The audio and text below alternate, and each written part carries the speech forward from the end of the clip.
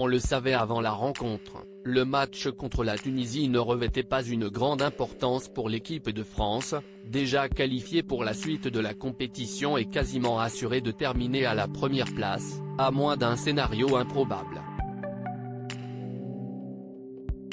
Dans l'optique de faire souffler ses meilleurs éléments, le sélectionneur Didier Deschamps avait fait le choix de totalement remanier son 11 de départ en mettant sur le banc les stars, à l'image de Kylian Mbappé et Olivier Giroud, pour laisser la place aux autres joueurs comme Jordan Verretou et Matteo Guendouzi, les deux footballeurs de l'Olympique de Marseille.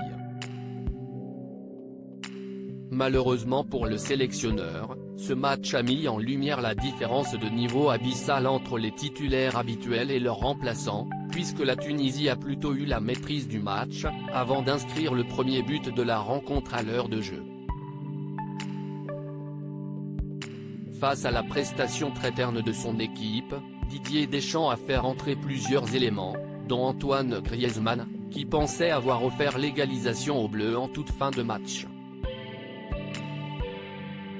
Un but salvateur, l'arbitre sifflant la fin du match dans la foulée, avant qu'il ne revienne sur sa décision quelques instants après pour finalement annuler le but pour un hors-jeu de celui que l'on surnomme Grisou. Une façon de faire pas vraiment du goût de Didier Deschamps, qui a demandé des explications après la rencontre. L'arbitre a sifflé le coup d'envoi et la fin du match. A-t-il le droit de revenir sur le but? Je ne suis pas sûr. J'ai été le voir. Je suis en attente de la réponse.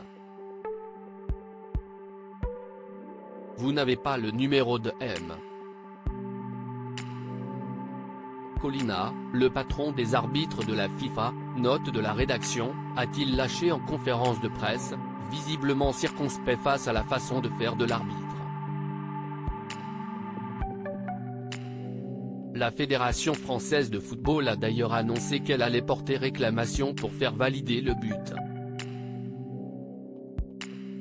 TF1 s'excuse pour sa grosse bourde, une soirée cauchemardesque également pour TF1. Croyant la fin du match arriver après le coup de sifflet de l'arbitre néo-zélandais Matthew Congé, la première chaîne a tout simplement rendu l'antenne, empêchant des millions de téléspectateurs d'assister à l'annulation du but d'Antoine Griezmann. La chaîne s'est excusée pour cet incident sur son compte Twitter par la suite. Nous sommes vraiment désolés pour ceux qui n'ont pas pu vivre ce moment en direct, explique TF1, beaucoup moqué sur les réseaux sociaux après ce gros couac.